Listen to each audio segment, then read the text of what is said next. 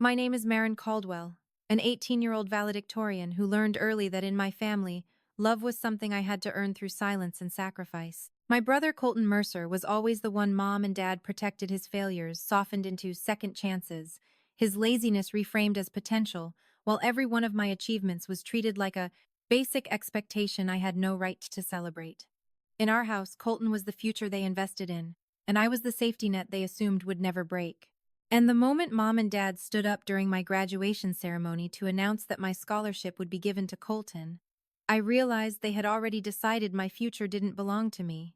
The applause was still rolling through the auditorium when I felt it something off, something sharp beneath the surface of what should have been the happiest moment of my life.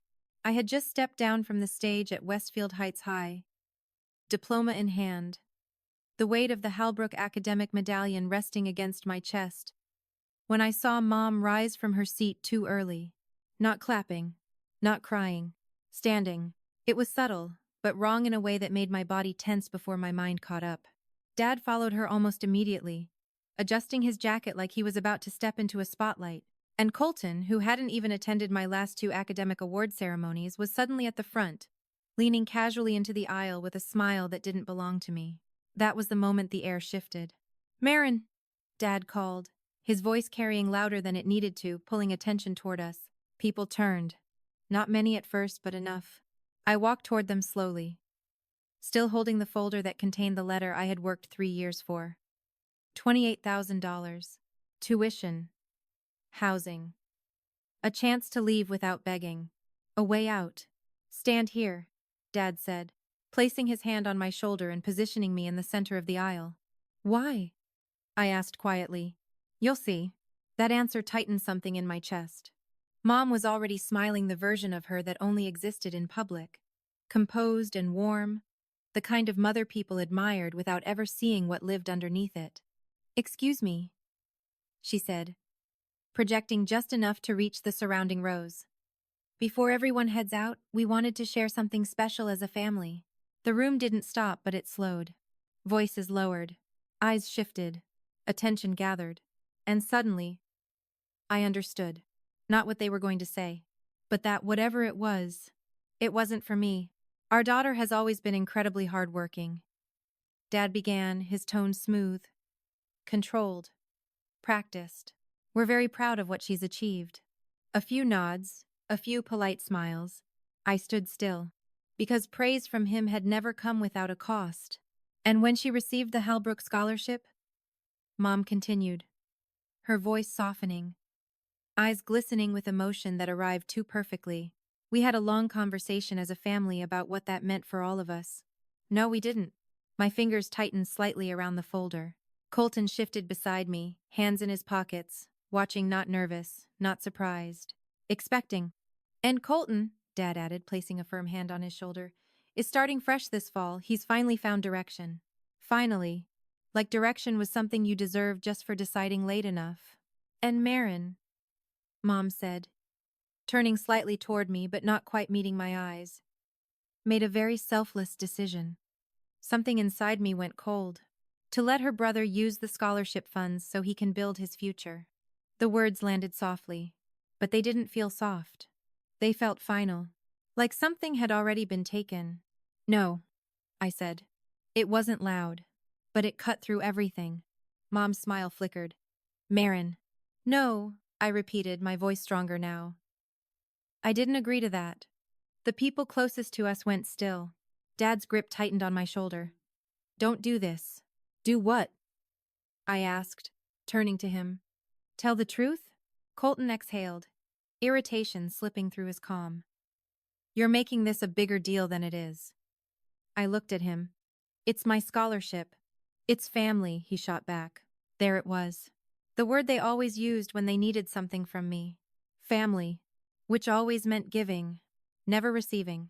Mom stepped closer, lowering her voice just enough to sound controlled but not kind. "You're embarrassing us. You just gave away my future in front of everyone. He needs it more right now." "I need it," I said, holding her gaze. Dad exhaled sharply. "You have options." Option. That word again. Like my life was flexible, replaceable. "You can work," he continued. You can commute. Plenty of students figure it out. But Colton doesn't have to? Silence. A small one, but loud enough. Colton shrugged. I'm trying to fix things. With my money? You're being selfish. That word hit harder than anything else. Selfish. After everything I had done to make their lives easier. After years of being the one who didn't complain, didn't demand, didn't fail, I looked down at the folder in my hands. And that's when I saw it. The envelope. Open. I froze. I hadn't opened it. I knew I hadn't. I remembered exactly how I held it walking off stage, sealed, pressed flat against my chest like something fragile. Now the flap was lifted. Cleanly. Deliberately. What did you do? I asked quietly. Dad's expression tightened. Nothing. I didn't believe him. I slid the papers out. The official letter was there, but behind it, another page. A transfer authorization form. My name printed at the top. A signature at the bottom.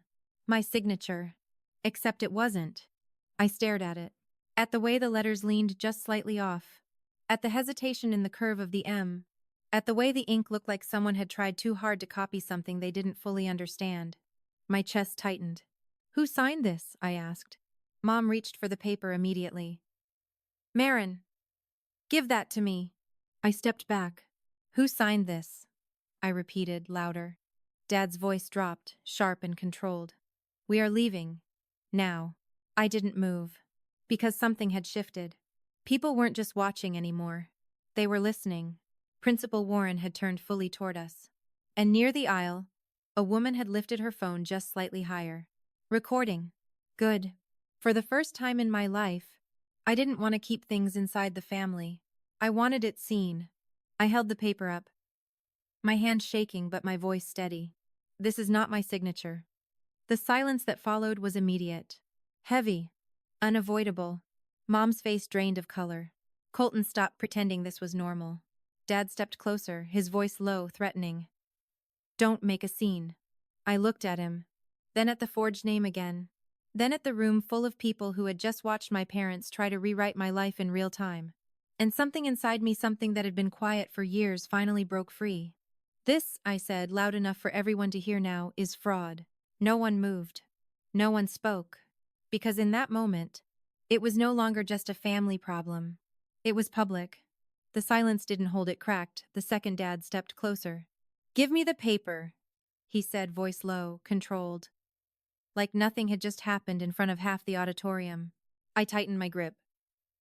No.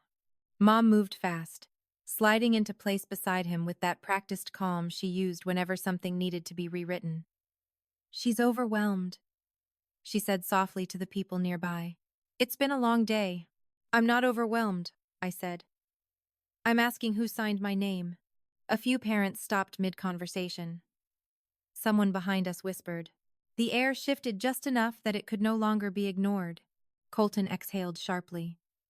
Maren, stop. You're making this bigger than it is. I didn't agree to this. You didn't have to. Dad replied. That sentence landed like a door slamming shut. I looked at him. What does that mean? It means, he said, leaning closer so only I could hear. We made a decision as a family. No, I said. You made a decision for me. Mom's fingers wrapped around my wrist, firm enough to warn me. Lower your voice. Smile. We'll talk at home. No. Her grip tightened. Don't embarrass us. You already did that. For a split second, her expression broke, then reset into something colder. You're being selfish, she said. I almost laughed. Selfish? I repeated. For keeping something I earned? For refusing to help your brother? I turned to Colton. You knew about this? He didn't hesitate. Yeah. No guilt. No hesitation. Just expectation. You were just going to take it? I asked. He shrugged. You don't even need all of it. That was it. Not confusion. Not a mistake. A decision already made. I looked down at the paper again. The signature that looked like mine if you didn't look closely. Did you do this? I asked him. No, he said quickly. Dad handled it. Everything inside me stilled. I lifted my head slowly. You forged my signature. Dad's jaw tightened. Watch your tone. Mom stepped in immediately. Lower your voice. Why? I asked. So no one hears what you did? Dad leaned closer, his voice dropping into something sharp. We are leaving. Now. No. His eyes darkened. You don't get to say no. I just did. That landed harder than I expected. You could feel it. The shift. Mom changed tactics instantly, her voice softening again, eyes filling just enough to look real. Maren, we're trying to help Colton. You know he's struggling. He failed one semester. He lost confidence. I lost years, I said quietly. She froze. Dad cut in. Enough. This ends now. No, I said. This just started. Colton rolled his eyes. You always do this. Turn everything into a scene. This is my graduation, and this is my chance, he snapped. The honesty of that hung in the air. Ugly, clear. Mom's voice dropped, sharper now. If you don't stop, you will regret this. That sentence had controlled me my entire life. Regret this. Meaning, lose support, lose approval, lose whatever version of love they decided to offer. For a second, the old instinct rose. Fix it. Quiet it. Survive it. Then I felt the medallion against my chest. Cold, solid, earned. Mine. I'm not giving it to him, I said. Dad exhaled slowly, like he was losing patience with something small. You don't understand how the world works. I understand exactly how this works. Mom shook her head, disappointment settling over her face like a performance she had done 100 times. After everything we've done for you? Name one thing, I said, cutting her off. That didn't come with a condition. Silence. Real silence this time. Even Colton didn't speak. Dad looked at me differently now. Not confused, not angry. Calculating. You still live under my roof, he said quietly. There it was. Not love. Leverage. I met his eyes. Then maybe I shouldn't. That was the first time they hesitated. Not because of what I said, because I meant it. Mom stepped forward quickly. Don't say things you can't take back. I'm not taking anything back. Dad pointed toward the exit. Get in the car. I didn't move. I said get in the car. Still, I didn't move. Because for the first time in my life, I could feel the pressure, the threat, the weight of everything they could take from me, and still not bend. And that was the moment I understood something I had been avoiding for years. They were never going to choose me, so I was going to have to choose myself. The front door didn't open.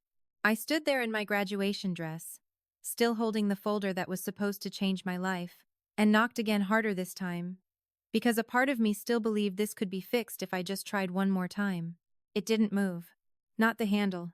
Not the silence behind it. Mom, I said, forcing my voice to stay steady. Open the door. For a moment there was nothing, no footsteps, no hesitation, no sound at all, and then I heard it. The lock, sliding into place. Clean. Final. I closed my eyes for half a second, because something about that sound felt more permanent than anything they had said inside the auditorium. Dad? I tried again, quieter now. Just open the door. His voice came through the wood, calm in a way that made it worse. You made your choice. The words didn't hit all at once. They settled. Slowly, like something heavy finding its place. I didn't choose this, I said. You did, then live with it. No anger. No argument. Just a decision already made. I stepped back from the door, my hand still hovering where I had knocked. And for the first time, I saw it clearly, not as a home, not as something familiar, but as something closed to me in a way that wasn't temporary. Where am I supposed to go? I asked, even though I already knew the answer. Silence. Then Mom's voice, colder than I had ever heard it, cut through. Figure it out. That was the moment everything shifted. Not when they announced the scholarship. Not when I saw the forged signature. Here, standing barefoot on the edge of the porch, holding everything I had left in one hand, realizing they were willing to remove me completely rather than lose control. I didn't knock again. I turned and walked down the steps, each movement slower than it should have been, like my body needed time to catch up with what had just happened. The street looked the same as it always had, quiet, clean, predictable. But something about it felt distant now, like I had already stepped outside of it. I slipped off my heels halfway down the block and carried them in my hand, letting the warm concrete ground me as I walked with no real destination, just distance. Then my phone vibrated. Unknown number. I stared at it for a second before answering. Maren? The voice said. Mrs. Ellison. Something inside me steadied. I saw what happened. She continued, her tone calm but direct. Where are you? I glanced back once, just once, at the house I had just left. Outside, I said. A pause. Then, stay there. I'm coming. I didn't move, because for the first time in my life, staying still didn't feel like being stuck. It felt like waiting for something better. Her car pulled up a few minutes later, and when she stepped out, she didn't ask me what I had done wrong or why things had escalated. She just looked at me, really looked, and said, Get in. I did. No hesitation this time, because there was nothing behind me worth returning to. The door closed, and the sound felt heavier than it should have, like something ending quietly instead of breaking loudly. We drove for a few minutes in silence before she spoke again. There's something you need to know. I turned slightly toward her. What? The Halbrook Trust contacted the school, she said. They received a request to redirect your scholarship funds. My grip tightened on the folder in my lap. I didn't send anything. I know, she said. That's why they flagged it. Everything inside me went still again, but this time it wasn't fear. It was clarity. They didn't approve it? I asked. No, she said. They stopped it immediately. The signature didn't match your records. I let out a breath I didn't realize I had been holding. So it hadn't worked. Everything my parents had built that moment on had already failed. They're going to investigate, she added. I nodded slowly, looking down at my name printed on the scholarship letter, still untouched, still mine. They thought I wouldn't fight, I said quietly. Mrs. Ellison didn't answer right away. Then she said, They thought you would stay. That landed deeper, because it was true. I had stayed. For years. I looked out the window as the streetlights began to flicker on, the world shifting into something unfamiliar, something uncertain but not controlled. Where are we going? I asked. My place, she said. For now. For now. Not permanent. Not safe forever. But enough. And as the car moved forward, carrying me further away from everything I had known, I felt something settle inside me. Not relief, not comfort, but something sharper, direction.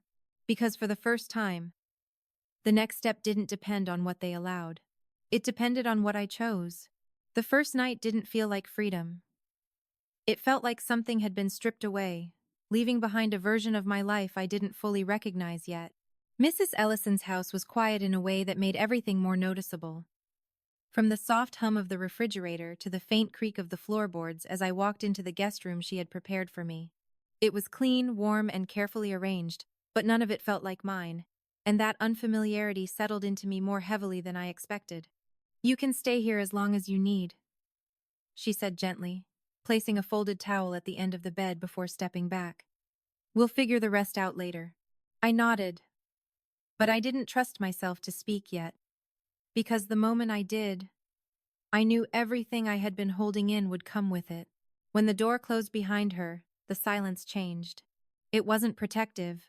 It was revealing. I sat down slowly on the edge of the bed, still holding the folder against my chest, and for the first time since leaving the house, I let myself stop moving. There were no voices to anticipate, no tension waiting to rise. No expectation pressing in from every direction, and that absence didn't feel peaceful yet. It felt unfamiliar, almost disorienting. I opened the folder carefully and took out the scholarship letter, smoothing the paper across my lap as if I needed to confirm it still existed. My name was still there, unchanged, untouched, and for a long moment I just stared at it. Not because I didn't understand what it meant, but because I was beginning to understand what it would actually cost to keep it. Because having it didn't mean I was secure. It meant I was alone. I didn't have my laptop, my documents, or even the basic things I would need to start over properly. And that realization came in slowly, not as panic, but as a steady pressure building under everything else. I had built a future, but I had built it inside a system that could remove me without warning. That thought stayed with me longer than anything else. My phone vibrated in my hand, pulling me back.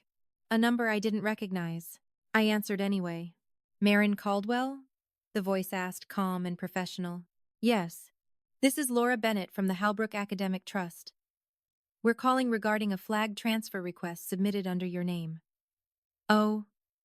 My fingers tightened slightly around the phone. I didn't submit anything, I said. We're aware, she replied. That's why we're contacting you directly. We need to confirm that you did not authorize any redirection of your scholarship funds. I didn't, I said more firmly this time. None of it. There was a brief pause, the kind that usually meant something important was coming next. Your scholarship is secure, she said. We stopped the request immediately because the signature did not match our records, and we'll be opening a formal investigation into the incident. I closed my eyes for a moment, letting that settle. Not relief. Not exactly. But something close to stability. It won't affect my award? I asked. No, she said. Everything remains in your name. However, we will need a formal statement from you. A statement. Not silence. Not compliance. Truth? Documented. I'll provide it, I said. Thank you, she replied. And Maren, you handled this correctly. The call ended, but those words stayed with me longer than anything else that day. You handled this correctly. There were no conditions attached to it. No hidden expectation. No implication that I had done something wrong by refusing. Just, right. I set the phone down slowly and looked around the room again, noticing details I hadn't before: the soft light filtering through the curtains, the stillness of the space, the absence of anything that demanded something from me in return. It was temporary, but it wasn't conditional. And that difference mattered more than I expected. The next morning, I woke up earlier than I needed to. The weight of everything still present, but no longer overwhelming in the same way. It had shifted into something more structured, something that required action instead of reaction. There were things I needed. Not eventually. Immediately. My documents, my laptop, everything that still existed inside that house. I found Mrs. Ellison in the kitchen, already awake, her coffee untouched in front of her. I need to go back, I said. She studied me for a moment, then nodded slowly. Then you don't go alone. I didn't argue, because I knew she was right. The drive back felt shorter than it should have, like distance had lost meaning now that everything had changed. The house looked exactly the same. Of course it did. It always would. But when I stepped out of the car this time, I wasn't walking toward something familiar. I was walking toward something I no longer belonged to. I knocked once. No answer. I tried the handle. Locked. I knocked again, louder. This time, the door opened. Dad stood there, filling the space like nothing had shifted. Like everything was still under his control. You're not coming back, he said. I'm here for my things. He hesitated for a fraction of a second, then stepped aside just enough to let me in. Not acceptance. Containment. I walked past him without speaking, moving through the house with a clarity I had never had before. My room looked the same, but it didn't feel like mine anymore. And that made it easier to move quickly, to take what I needed without hesitation. I gathered everything that mattered: documents, essentials, anything that tied me to a future outside this place, and packed it into a single bag, aware with every movement that I was closing something I wouldn't reopen. When I turned, Mom was standing in the doorway. You're really doing this, she said. I met her eyes. I already did. You're throwing everything away over pride. I shook my head slowly. No. I'm keeping what's mine. She didn't answer, because there was nothing left to argue. I walked past her, down the hallway, and out the front door without stopping again. This time, no one tried to stop me. That was how I knew it was real. Not the argument, not the lock, the silence, because they had already decided I wasn't worth pulling back. I stepped outside, the morning air sharper than it had been the day before, and walked toward the car where Mrs. Ellison was still waiting. And as I got in, closing the door behind me. I understood something with a clarity that didn't need emotion to support it. I wasn't just leaving, I was starting over. Without them, the first proof that my life was changing didn't come from how I felt. It came from what I no longer needed to ask for. 3 weeks later, I was sitting at a small desk in the corner of Mrs.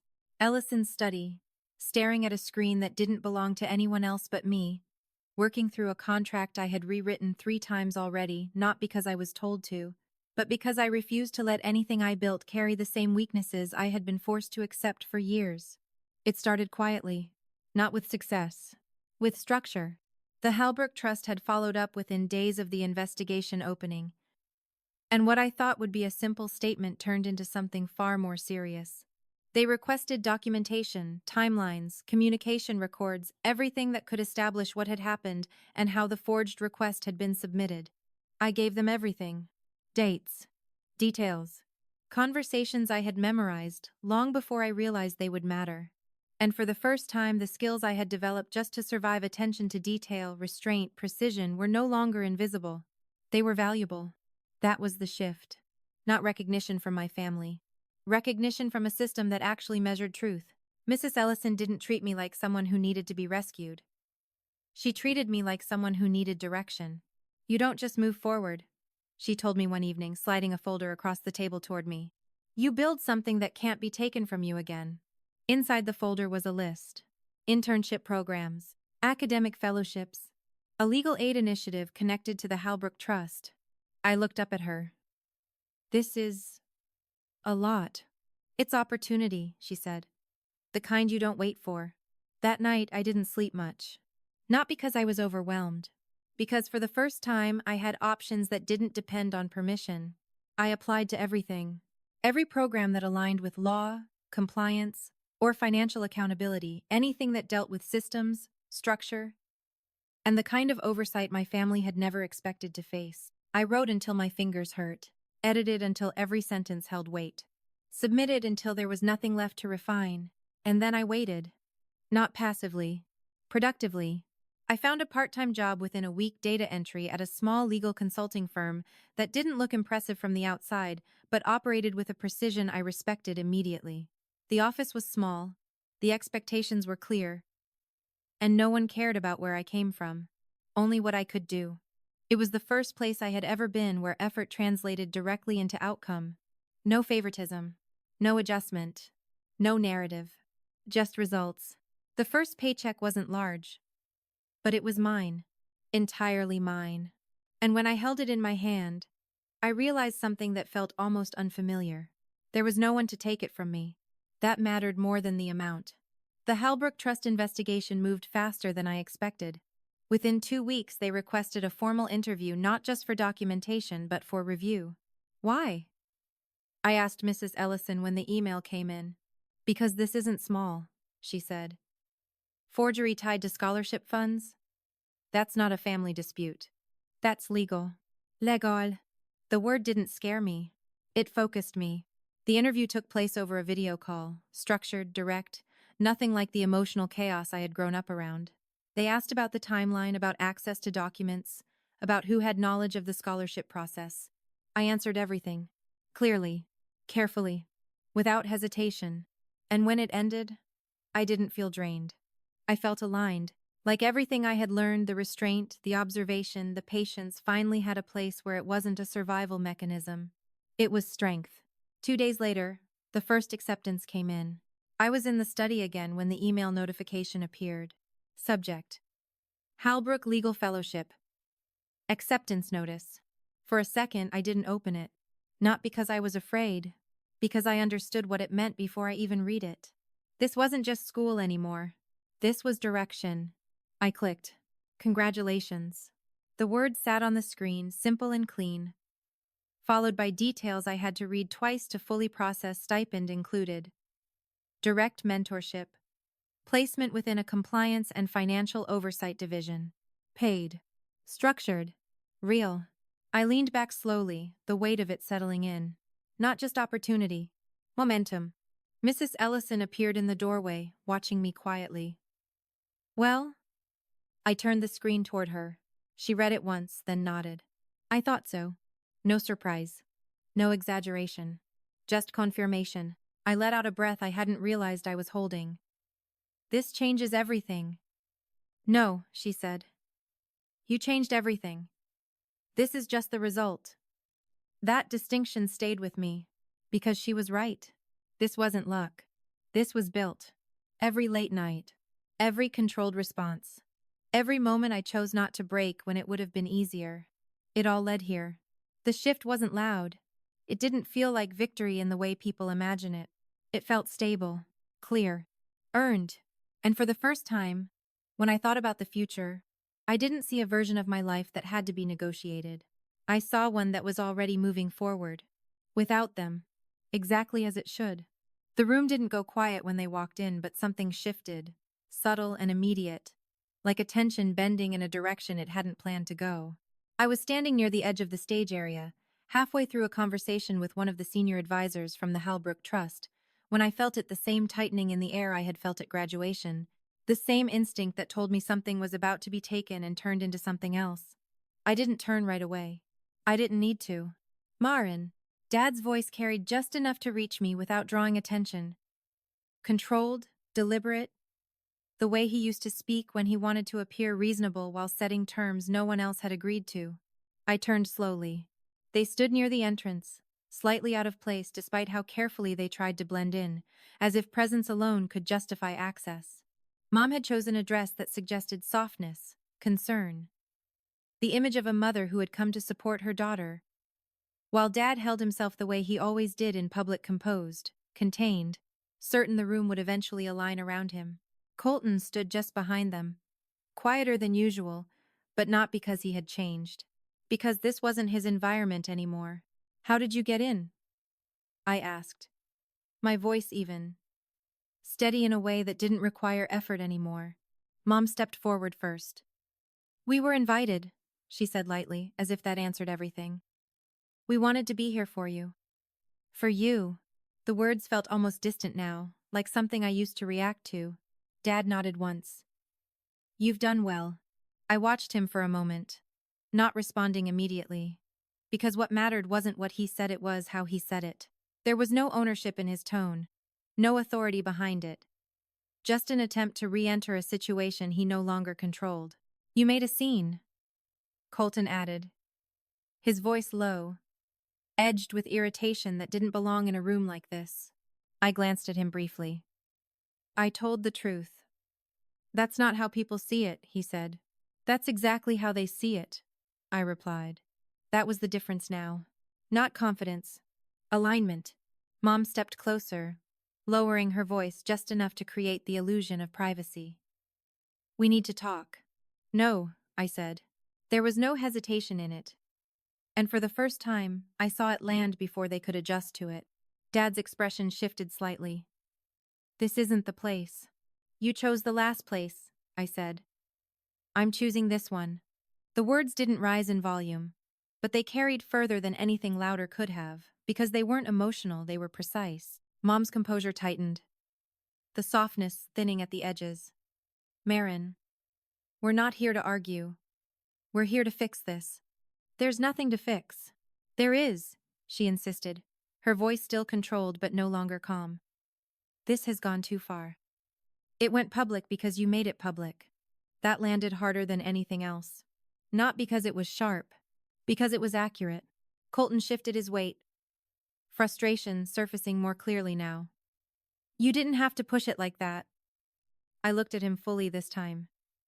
You tried to take something that wasn't yours. He opened his mouth, then stopped.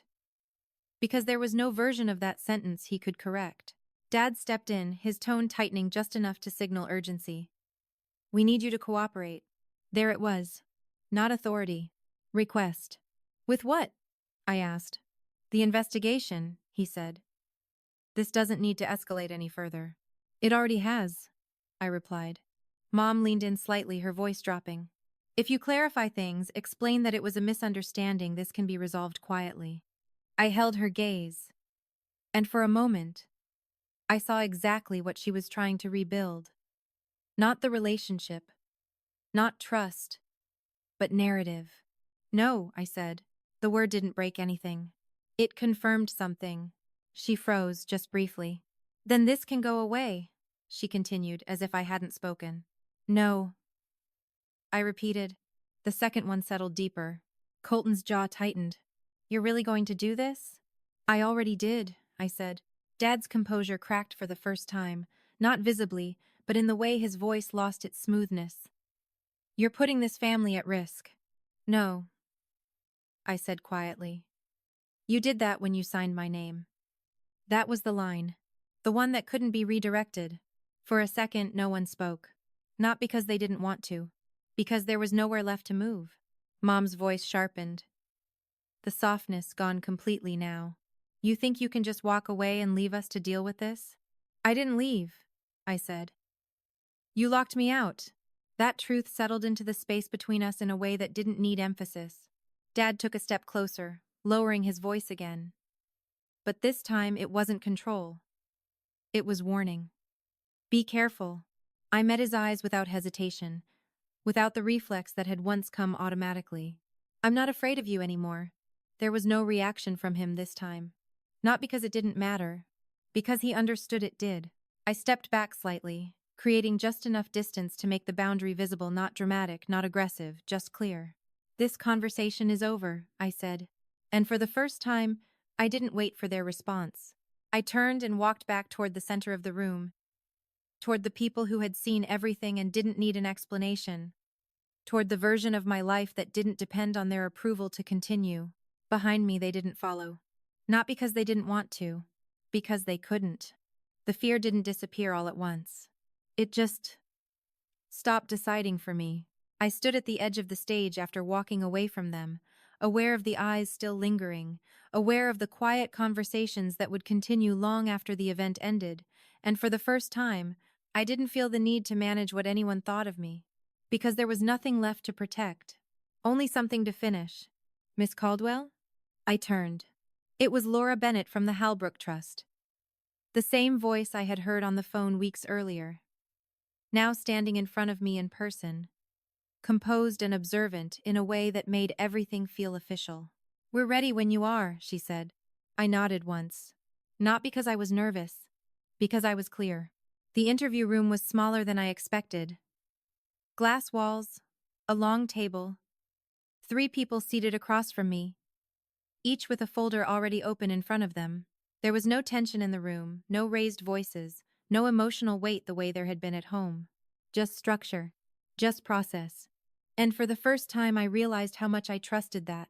Please state your name for the record, one of them said. My name is Maren Caldwell. The words came out steady, unshaken. Can you confirm that you did not authorize any transfer or reassignment of your scholarship funds? I confirm that I did not. They asked for the timeline. I gave it. They asked about access. I answered. They asked about my parents. I didn't hesitate. Not because it was easy. Because it was necessary. There was no discussion, I said. There was no consent. There was only a decision made without me, followed by an attempt to formalize it using my name. No emotion, no exaggeration, just truth. And the difference between this and everything I had experienced before was immediate. No one interrupted me. No one corrected me. No one asked me to soften anything. They just listened. And then they documented. When it was over, Laura closed the folder in front of her and looked at me for a moment before speaking. Thank you, she said. Your statement is consistent with what we've already identified. I nodded. What happens next? I asked.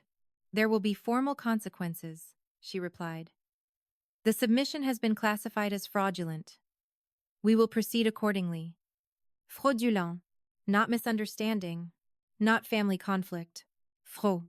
The word settled into me with a kind of finality that didn't need emotion attached to it. I stood up, thanked them, and walked out of the room without looking back. Because there was nothing behind me that I needed to carry forward anymore.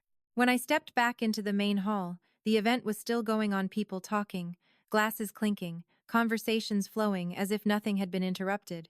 But something had changed. Not in the room. In May. Mrs. Ellison was waiting near the side, her expression calm as always. But there was something in her eyes that told me she already understood what had just happened. Well? She asked. It's done, I said. She nodded once. No questions. No pressure. Just acknowledgement. And that was enough. Later that night, I sat alone at the desk in her study again. The same place where everything had started to shift weeks earlier, but nothing about it felt the same anymore. The folder was in front of me. The scholarship letter. My name. Still Mine.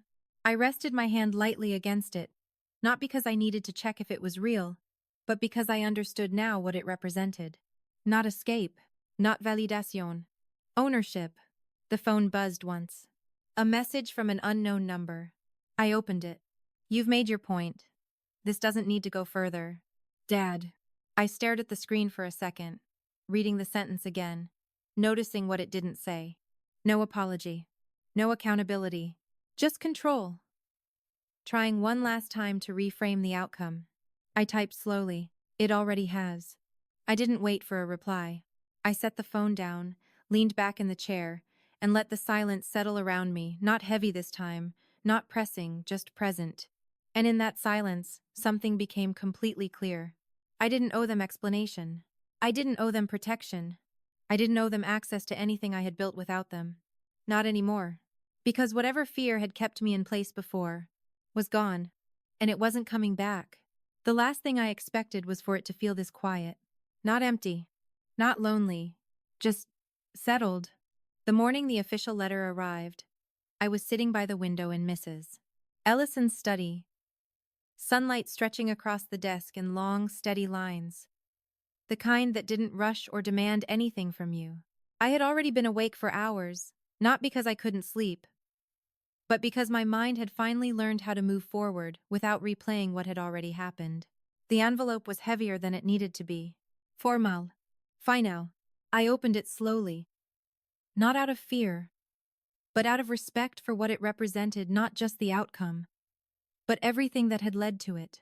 Inside was a summary. Clear. Structured. Unemotional. The investigation had concluded that the transfer request submitted under my name was unauthorized and fraudulent, and the individuals involved would face formal consequences under both institutional and legal review. My scholarship remained fully intact, with additional protections placed on my account moving forward. No ambiguity, no reinterpretation, just truth, documented and recognized. I read it once, then again, letting each line settle into place. Not because I doubted it, but because I wanted to feel what it meant without rushing past it. There was no sudden rush of victory, no overwhelming sense of closure, just something quieter, certainty. I set the letter down beside the scholarship document and leaned back slightly, noticing how different the room felt now, not because anything had changed physically, but because I had. A few weeks ago, I had been standing in that auditorium, trying to hold on to something that was being taken from me in real time, still hoping there was a version of my family that would choose me if I just explained myself clearly enough. Now, I understood something I hadn't been willing to admit before. They had already chosen, and so had I. My phone buzzed softly against the desk. Another unknown number. I didn't rush to pick it up. When I did, I already knew who it would be. Mom. I let it ring once more before answering. Maren, she said. Her voice softer than I had ever heard it. But not fragile. Controlled, careful. Like she was choosing each word before letting it out. We need to talk. I didn't respond immediately. Not because I didn't know what to say. Because I no longer felt the need to fill silence for her. It's over, she continued. This has gone far enough. There it was again. Not acknowledgement. Not accountability.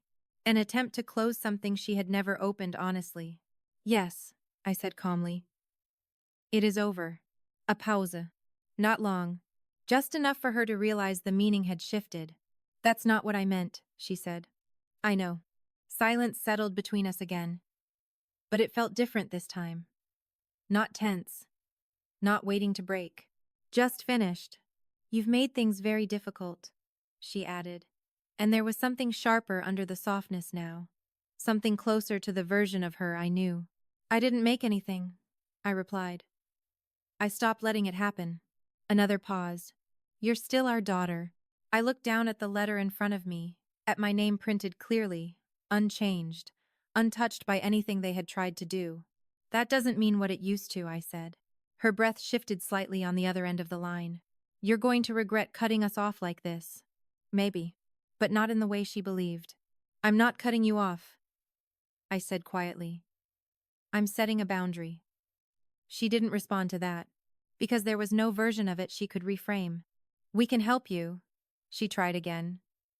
You don't have to do this alone. I almost smiled, because for the first time I understood exactly what that offer meant. Not support. Access. No, I said, I'm good. The words felt simple, but they carried more weight than anything I had said before. Another silence. Longer this time. Then finally, if you change your mind, I won't. I ended the call before she could finish. Not out of anger. Out of clarity. I set the phone down and sat there for a moment. Letting everything settle, not the past, not the conflict, but the absence of it. The space where it used to live. Mrs. Ellison stepped into the doorway a few minutes later, her presence quiet but grounding. Everything okay? She asked. I nodded. Yeah, I said. It is. She didn't ask for details. She didn't need to, because whatever had needed to be said had already been.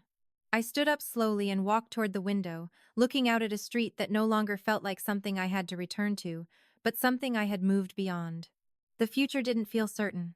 It didn't feel easy, but it felt mine. And that was enough, because for the first time in my life, I wasn't waiting to be chosen. I had already made that decision myself.